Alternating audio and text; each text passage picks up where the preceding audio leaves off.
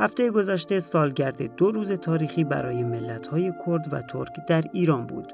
روز 26 آذر ماه که مصادف با روز پیشمرگه کردستان و روز 21 آذر که سال روز تأسیس حکومت ملی آذربایجان بود.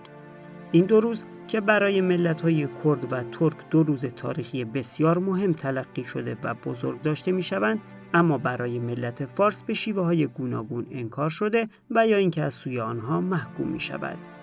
امسال این واکنش‌ها بیشتر از سال‌های گذشته بود. برای مثال، رضا پهلوی آخرین فرزند شاه خودخوانده ایران در حساب توییتر خود با افتخار از جنایات پدرش علیه ملت آذری و حکومت آذربایجان در سال 1325 یاد کرده است.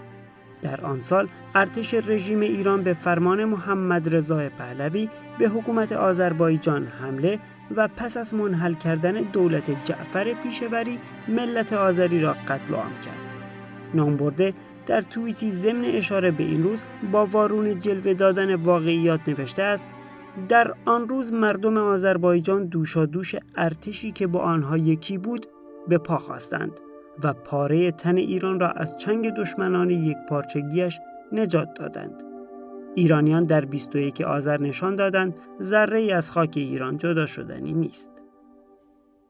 توییت رضا پهلوی در حالی است که در 21 آذر ماه سال 1325 خورشیدی ارتش این رژیم با خشونت بارترین شکل ممکن به آذربایجان حمله و مردم را قتل عام کرده است.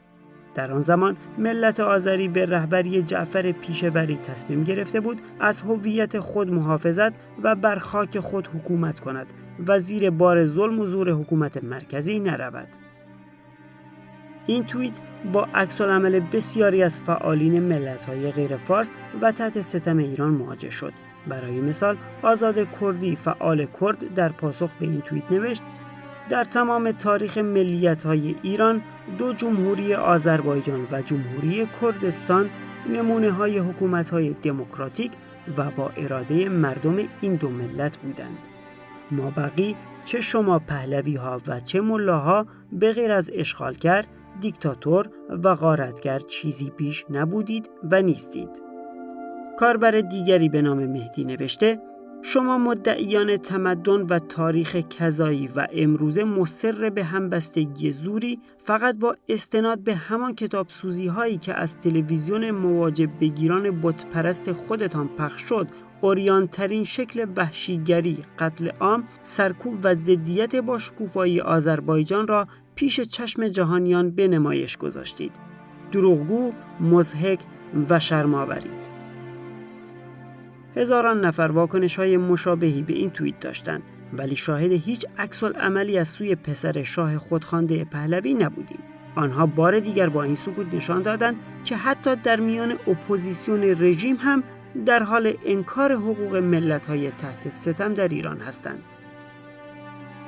خوانش شما از توییت رضا پهلوی چیست؟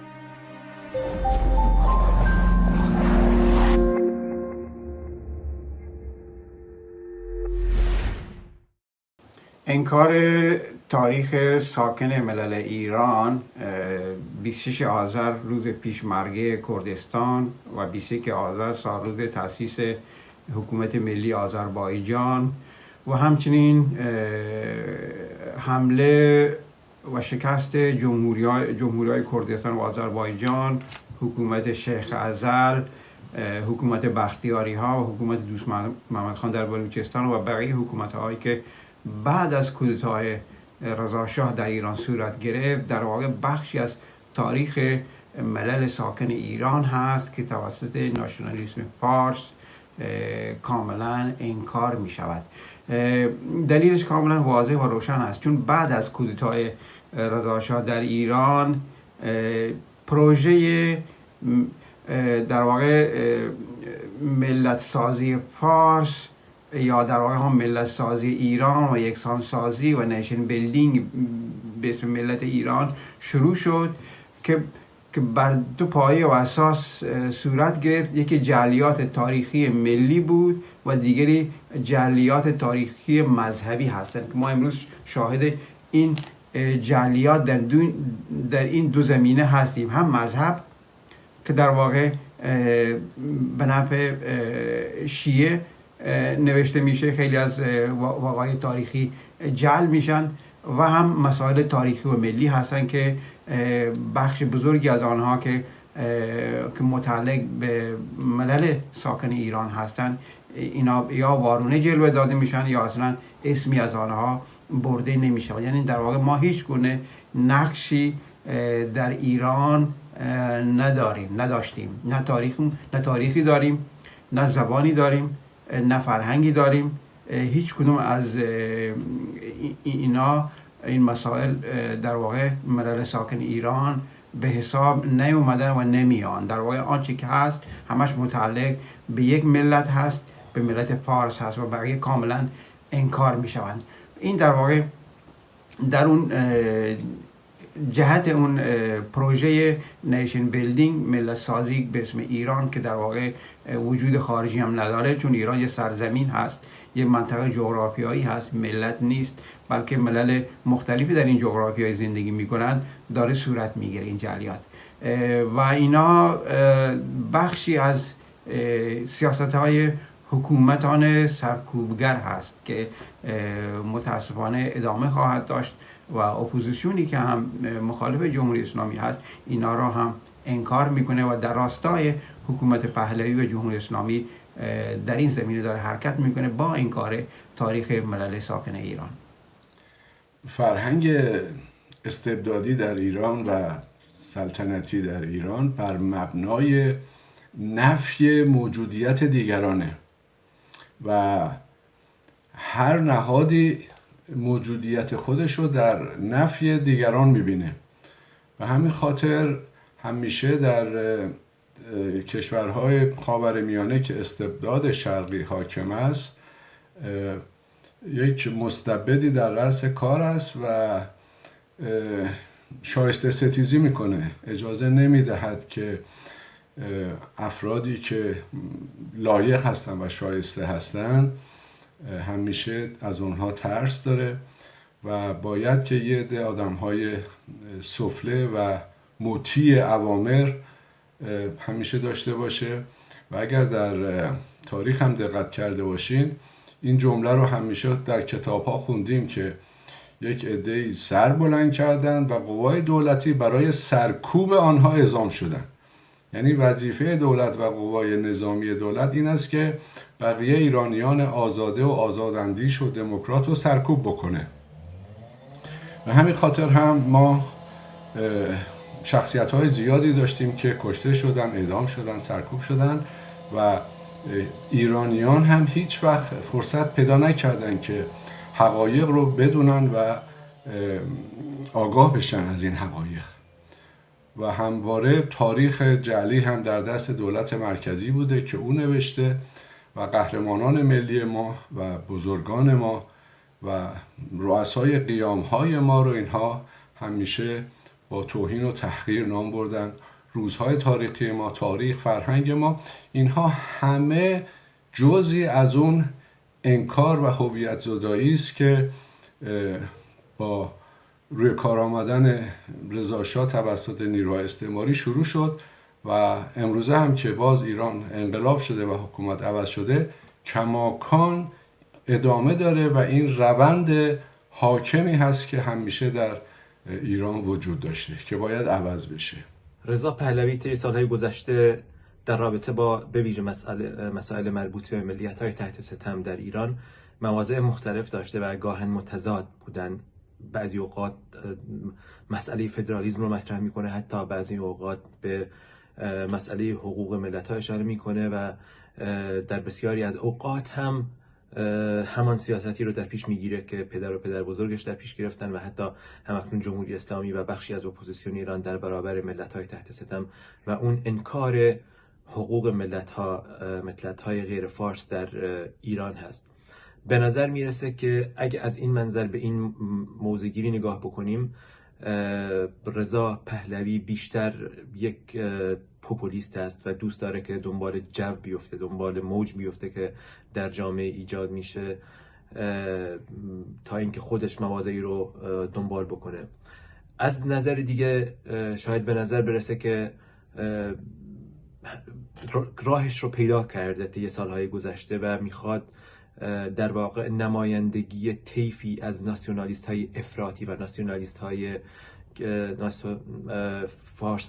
فارس رو نمایندگی بکنه که در واقع مشخصه اونها انکار حقوق ملیت ها، انکار تاریخ اونها و انکار فرهنگ اونها هست و همینطوری که در این توییتش مشاهده میکنیم به یک روز تاریخی که برای ملتی از ملت‌های ایران، ملت ترک، این روز تاریخی ارزش داره و گرامی داشته میشه، این روز رو یا انکار میکنه یا میاد در واقع با یک توییت تا حدودی توهین آمیز به این ملت این روز رو منتسب میکنه به روز افتخار ناسیونالیست‌های فارس در ایران. پیشاپیش 21 آذر سال روز تأسیس جمهوری ملی آذربایجان و 26 آذر روز پیشمرگ کردستان رو به ملت‌های ستمدیده و مقاوم ترک و کرد تبریک میگم. شاهزاده صادقانه اونچوری که باور داره به زبون میاره. این متاسفانه درک نادموکراتیک و قوم پرستانه شاهزاده‌ایه که بیشترین عمر خود رو در کشورهای آزاد و دموکراتیک سپری کرده. آقای رضا پهلوی یکی دو بار از اشتباهاتی که حکومت پدرش داشته سخن گفته، اما راجع به 21 آذر روز اشغال نظامی آذربایجان حتی تصور اشتباه بودن احتمالی گوشه‌ای از این جنایت که ایشون افتخار ملی میخونه به ذهنشون خطور نمیکنه. اگه فقط به آرشیو روزنامه‌های اون موقع مراجعه کنیم که با آب و تاب صحنه کتاب سوزان با حضور فرماندهان ارتش و دار زدنها در میدان شهر رو ثبت کردند، میزان این افتخار ملی رو درک میکنیم.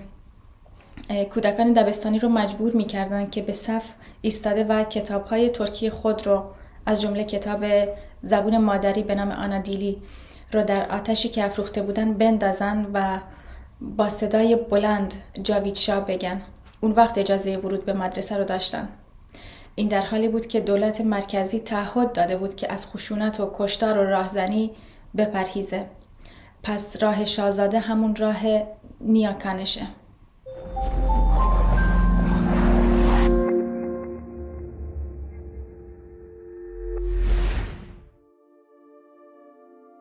واژه پیشمرگه برای اولین بار در زمان جمهوری کردستان در سال 1324 خورشیدی مورد استفاده قرار گرفت و از آن زمان به هویت ارتش ملی کردستان تبدیل شد. مبارزینی که برای موجودیت ملت کرد و خاک کردستان می جنگند و جانفشانی می کنند، عنوان پیشمرگه می گیرند. پیشمرگه انسانی سیاسی و آرمانگرا می باشد که سلاح بر دوش دارد تا در راستای اهدافش که آزادی و رهایی ملتش است مبارزه کند. به فردی پیشمرگه گفته می شود که احساسات ملی و میهن پرستانه اش چنان والا باشد که حاضر باشد برای حفظ ملت و میهنش جان خود را فدا کند و مرگ برایش در این راه هیچ اهمیتی نداشته باشد. حزب دموکرات کردستان ایران در بهار سال 1363 هجری شمسی برای ارج نهادن به این مقام والای انسانی و برای گرامی داشتن تمام کسانی که در راه کرد و کردستان جانفشانی کرده و می‌کنند، روز 26 آذر ماه را به عنوان روز پیشمرگه کردستان اعلام کرد. دلیل اصلی برای قرار دادن آن در 26 آذر به جمهوری کردستان باز می‌گردد. سال 1324 در چنین روزی آخرین پایگاه اشغالگران کردستان به دست مبارزین کرد افتاد. در همین روز پرچم پهلوی پایین کشیده شد و برای اولین بار پرچم کردستان بر فراز بلندترین ساختمان شهر مهاباد به اهتزاز درآمد. روز 26 آذر یا روز پیشمرگه کردستان اگرچه برای کردها به عنوان یک روز تاریخی بسیار مهم گرامی داشته می شود، ولی در عین حال برای ناسیونالیسم افراطگرای فارس چنین نیست. شاید همین دلیل واکنش‌های هیستریک به این روز باشد. فکر می‌کنید چرا حتی اپوزیسیون فارس هم تاریخ و روزهای تاریخی یا حتی شخصیت‌های تاریخی ملت‌های غیر فارس را انکار می‌کند؟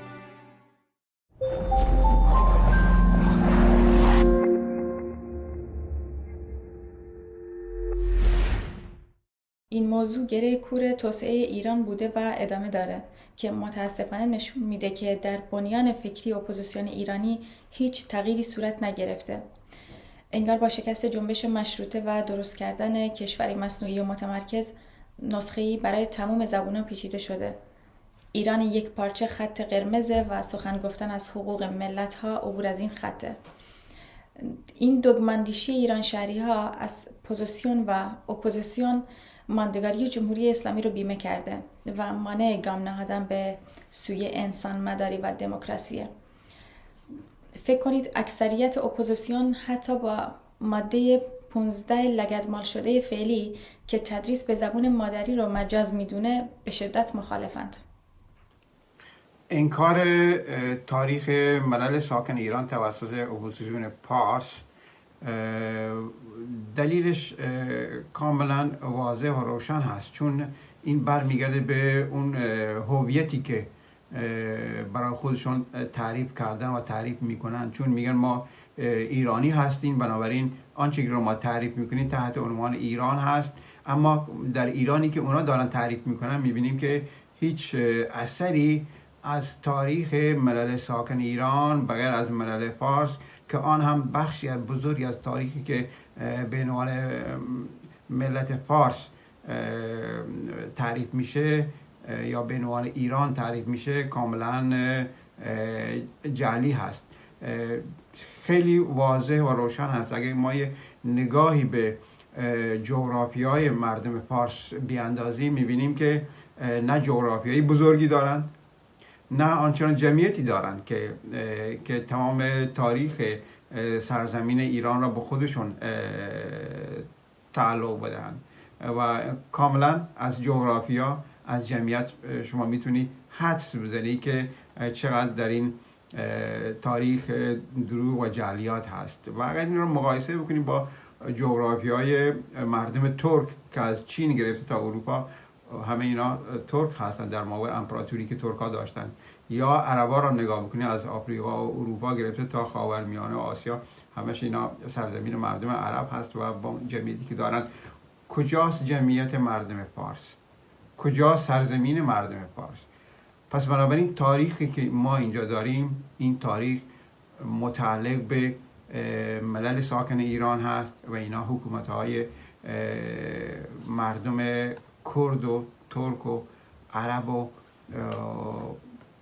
آذربایجانی و دیگر مللی که ساکن ایران هستند که در این جغرافیا حکومت کردن، حکومت میکنن، دارای تاریخ و ادبیات هستند، اینا را کاملا انکار میکنن و اینا را فقط در سبد یک ملت میریزن و بقیه را کاملا انکار میکنن. این در واقع برمیگرده به اون هویت، چون زمان که شما هویت خودتون رو انکار بکنید بنابراین مجبور هستی که تاریخ یا هویت دیگران را باید انکار بکنید و این در واقع همون بی‌هویتی هست که منجر به شونیسم میشه که متاسفانه بسیار خطرناک است برای مردم ایران.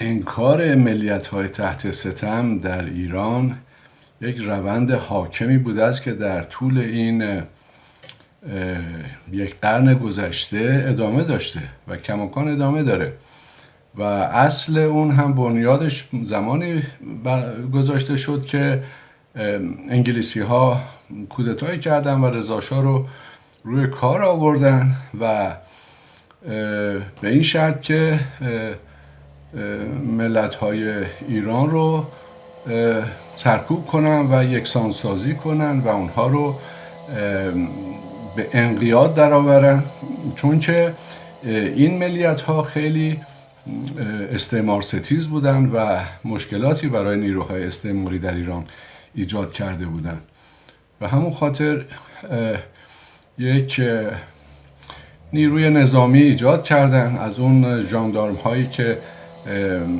تحت آموزش سوئدی ها بودن و تمانده اون قزاق ها یه چیزی درست کردن به نام ارتش ایران که اون حس وطن پرستی رو نداشت و در ایران حمله کرد به تمام ملیت ها.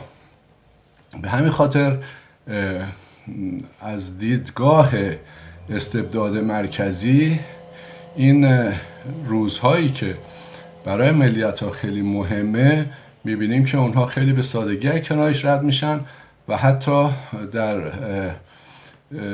برهه‌ای هم اونها رو محکوم میکنن، مثل همین روز حکومت ملی در آذربایجان و حکومت‌های ملی که در کردستان و آذربایجان ایجاد شد. خیلی پیشرفته بود در اون موقع. اینها خیلی وحشیانه سرکوب کردن، ولی امروزه متاسفانه می‌بینیم هنوز هم این کشتار و سرکوب رو اینها به عنوان یک پیروزی نام میبرند. انکار تاریخ ملت‌های غیر فارس در ایران در گذشته‌های دور صورت گرفته، ادامه داشته. در گذشته‌های دور منظورم به ویژه بعد از انقلاب مشروطه در ایران است. بیش از 100 سال است، یک قرن هست که این سیاست در پیش گرفته میشه و حتی امروز اگه نگاه بکنیم به رسانه‌هایی که در خارج از کشور هستند و خودشون نماینده اپوزیسیون دموکرات معرفی میکنن، یا حتی رسانه‌هایی که وابسته هستند به کشورهای دموکراتیک مثلا بریتانیا، وقتی که در رابطه با شخصیت‌های تاریخی و فرهنگی ایران میخوان صحبت بکنن، فقط به شخصیت‌های فارس اشاره میکنن و تا الان شاید مشاهده نکردیم برای مثال در وبسایت مثلا BBC فارسی بخواد در مورد یک شخصیت فرهنگی یا تاریخی ملت کرد یا عرب یا ترک یا بلوچ در ایران اشاره بکنه. این مسئله تازگی نداره، ولی دلیل این مسئله به نظر من برمیگرده به اون دایره بزرگتر و به اون مسئله بزرگتر که اپوزیسیون ایران همون دیدی رو داره که جمهوری اسلامی و همون دیدی رو داره که رژیم قبل از جمهوری اسلامی، رژیم پهلوی، در رابطه با ملت‌های ایران داشت. این دید یک دیدی هست که همین جوری نیست که شکل گرفته باشه. کار تئوری پشتش هست و از نظر قدرت هم کار برای اون صورت گرفته. تئوری پشتش هست، برای همین می‌بینیم که اولین واژه‌هایی که الان ناسیونالیست‌های افراطی و شوینیست‌های فارس استفاده می‌کنند، برای مثال تمامیت ارضی، برای مثال به جای استفاده از واژه ملت‌ها اشاره می‌کنند به محلی بودن زبان اونها یا فرهنگ اونها. اینها چیزهایی هستند که واژه‌هایی هستند، اصطلاحاتی هستند که از طرف تعدادی از روشنفکران رایج شدند که بعد از انقلاب مشروطه به کشورهای اروپایی برای خوندن رفتند و این روشنفکران وقتی برگشتن یا حتی در اروپا بودن و در رسانه‌ها می‌نوشتند و مطلب منتشر می‌کردند، معتقد بودند که برای اینکه ایران به عنوان کشور وجود داشته باشه باید فرهنگ‌های محلی طبق گفته اونها انکار بشند و از بین برند و تنها فرهنگ فارس و ملت فارس در ایران باقی بمونه و در کنار اون باید حکومت مرکزی قوی بشه. خب این تئوری که بخشیش برمیگشت به قدرت و حکومت مرکزی، مورد توجه قدرت مرکزی هم قرار گرفت. رضا شاه راحت این مسئله رو قبول کرد و در این راستا تلاش کرد. برای مثال اومد اسم بعضی از مناطق رو تغییر داد، اسمی بخشایی از کردستان رو آذربایجان کرد، اسم مثلا محمره رو آبادان کرد، یا اسمهای دیگر رو در کردستان، در آذربایجان و در مناطق عرب نشین ایران، در عربستان ایران، این مناطق رو مناطق اسمهای فارسی کرد و پیشرفت. این مسئله پیشرفت در زمان محمد رضا و در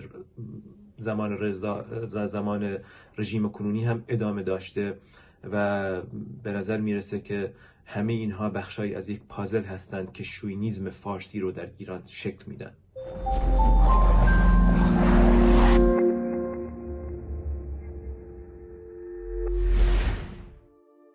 در آستانه 76مین سالگرد تأسیس حکومت ملی آذربایجان با عمر 1 سال، اتحاد دموکراتیک آذربایجان بیرلیک با صدور بیانیه‌ای به 2 قطب عمده اشاره می‌کند که خوانش‌های متضادی از آن حکومت دارند.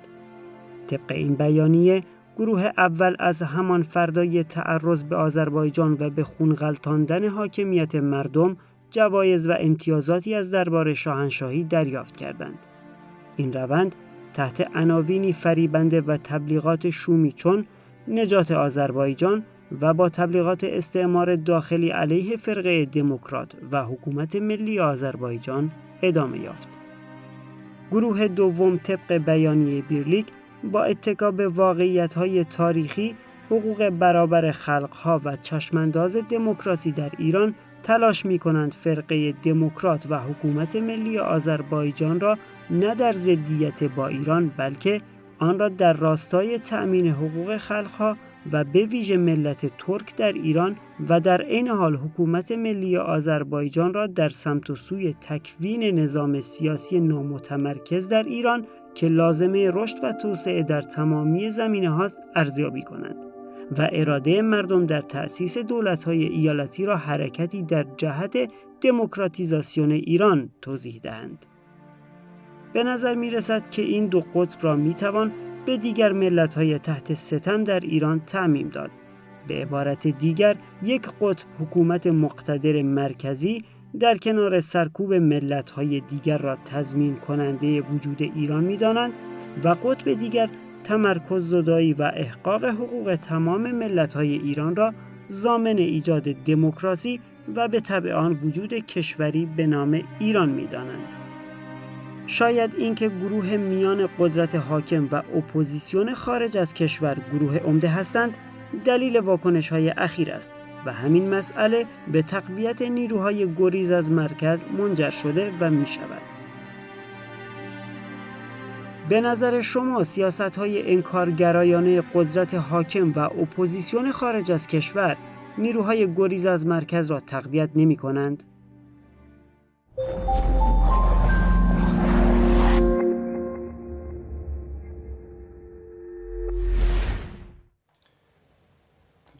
یک اصلی در فیزیک هست که بر این مبنا که هرچه فشار در مرکز بیشتر باشه قوه گریز از مرکز بیشتر خواهد شد، چندین برابر خواهد شد. سیاست دولت مرکزی هم نسبت به ملیت‌های محکوم به این صورتی و همیشه از مرکز سرکوب و فشار و تبعیض و تحریم شامل حال ملیت‌ها شده و این خیلی خطرناکه و باعث میشه که ملیت‌ها به حاشیه رانده شده اینها بیشتر از مرکز فاصله بگیرن و راه برگشتی برای اونها وجود نداشته باشه و تا مادامی که ملیت‌ها محکوم هستند و در حاکمیت شریک نیستند این وضع ادامه خواهد داشت و این دیکتاتوری و استبداد حاکم خواهد بود و تنها راه ایجاد دموکراسی در ایران این است که ملیت‌ها به حقوق خودشون برسن.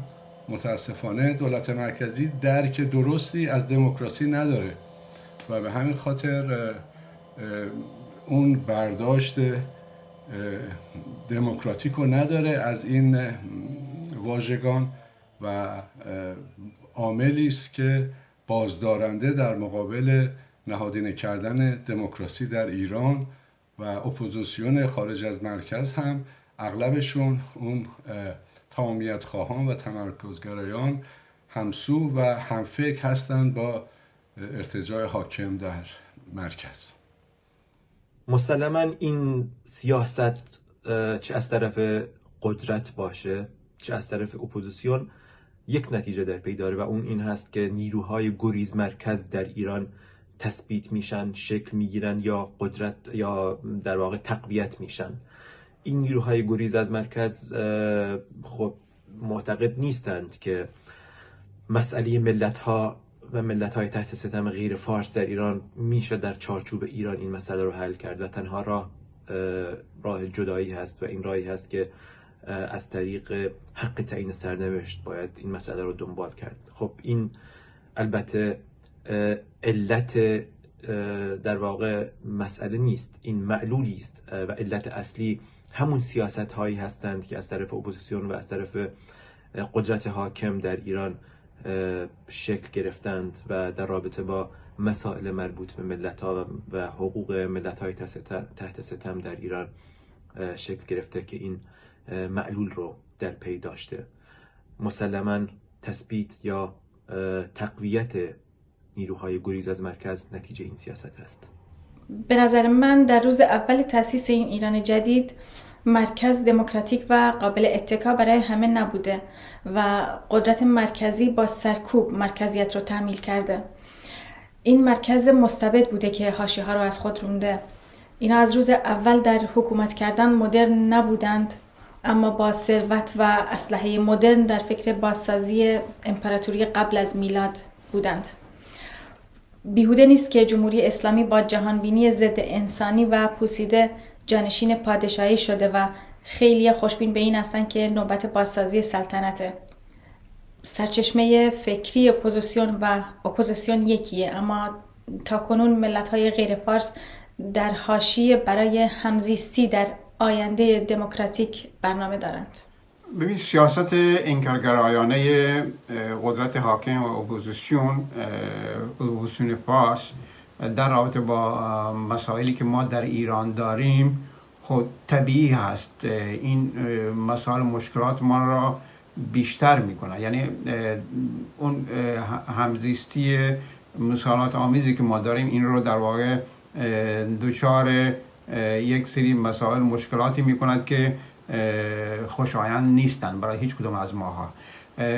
اما کسانی که حاکم هستن و قدرت در دستشون هست، قدرت اقتصادی، قدرت سیاسی، فرهنگی رو همش یک جا، قدرت نظامی رو همه یک جا در دست دارن، اینا فعلا هویت‌های ما را، تاریخ ما را کلاً انکار میکنن و سرزمین‌های ما را به شکل مستمره اداره و کنترل میکنن و همه را به عنوان ایرانی حساب میکنن. اون ایرانی که به محضی که من ولوش پام اون طرف مرز بذاره از ایرانیت خارج میشن، یعنی میشن پاکستانی، میشن افغانستانی. به محضی که این طرف مرز میام ایرانی میشم. کرد به همین شکلی به محضی که پاش اون طرف میزنی ایرانی، از ایرانیت خارج میشن. به این ساده شما ایرانی میشه، به این ساده از ایرانی خارج میشه و ایرانی که مد نظر اینا تعریف شده به این شکلی هست. یعنی در واقع یه مرز را کشیدن، گفتن اینجا ایران ما هست، از اینجا به بعد ایران نیست. در واقع خب این جعلیات مسائل تاریخی هست. ایران کجاست؟ ایرانی کیست؟ اینا مسائلی هستن که مسائل تاریخی هستن که بایستی بیان بشن، بایستی صحبت بشه، بایستی بحث بررسی بشه. اما همه اینا اگر صحبت بشه در واقع اون هویتی که جعلی که اینا در طول این 100 سال برای خودشون ساختن، هم هویت ملی هم هویت مذهبی بخششون که دروغین هست اینا ساختن، خب دچار مشکل میشن. من مثال ساده‌ای که میتونم بزنم همین هفته که امام جمعه آزاد شهر در رابطه با حمله عرب که به ایران حمله کردن، حضرت عمر در واقع فرمانده بود.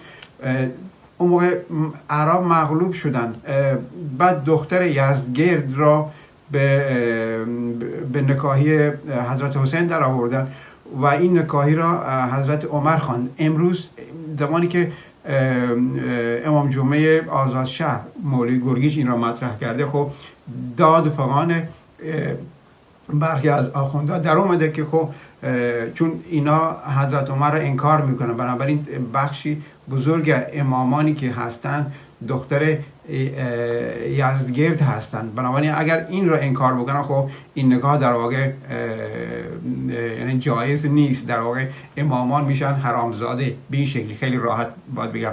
اما اینا همش جعلیاتی هستن که بر اساس بخشی از جعلیات مذهبی هستن که اینا درست کردن، بخشی از جعلیات تاریخی ملی هستن که اینا درست کردن و این جعلیات را دارن ادامه میدن. این در واقع به نفع هیچ کدوم از ملل ساکن ایران نیست و نخواهد بود. ما بایستی خیلی واضح و روشن روی مسائل تاریخی، روی مسائل مذهبی و جعلیاتی که در ایران حاکم هست بایستی صحبت بکنیم تا